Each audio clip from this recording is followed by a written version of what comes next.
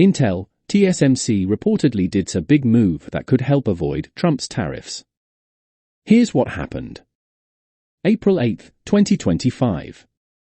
President Donald Trump revealed his tariffs for countries he says have ripped off the United States for decades during a speech at the White House on April 2.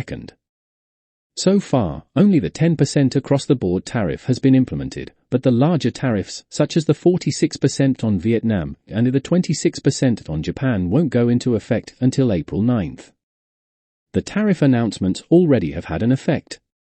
2 days after the game company revealed its Switch 2, Nintendo released a statement that it was delaying the start of pre-orders for its new console due to Trump's tariffs. One major company doing its best to avoid dealing with these tariffs is Taiwan Semiconductor Manufacturing Company, TSMC, which provides chips to Apple, Nvidia, Qualcomm, and AMD. TSMC will start partnerships with Intel to operate its chip-making factories in the U.S. according to a report from The Information. As part of the deal, the Taiwanese chip maker reportedly will take a 20% stake in Intel, share its manufacturing methods, and train Intel employees on those methods. TSMC's tariff gamble. A partnership with Intel has been a move TSMC has been working on for some time now. Back in February, the chip maker appeared to be in the market to acquire Intel's manufacturing plants. Broadcom was another semiconductor company interested in those factories as well. This selling off of parts of Intel led some former employees to remark about the demise of the company, which was a powerhouse when it came to chip making.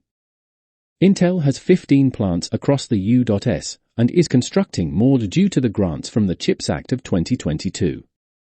Intel is receiving up to $7.90 billion in funding to help build its factories in Ohio, Arizona, and other locations.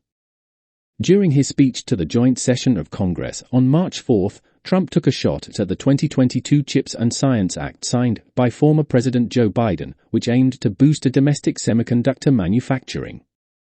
"Your CHIPS Act is a horrible, horrible thing. We give hundreds of billions of dollars, and it doesn't mean a thing. They take our money and they don't spend it," Trump said in his speech. "You should get rid of the CHIPS Act, and whatever is left over, Mr. Speaker, you should use it to reduce debt." Trump did praise TSMC for its investment in U.S. manufacturing in that speech, as well as other talks since then.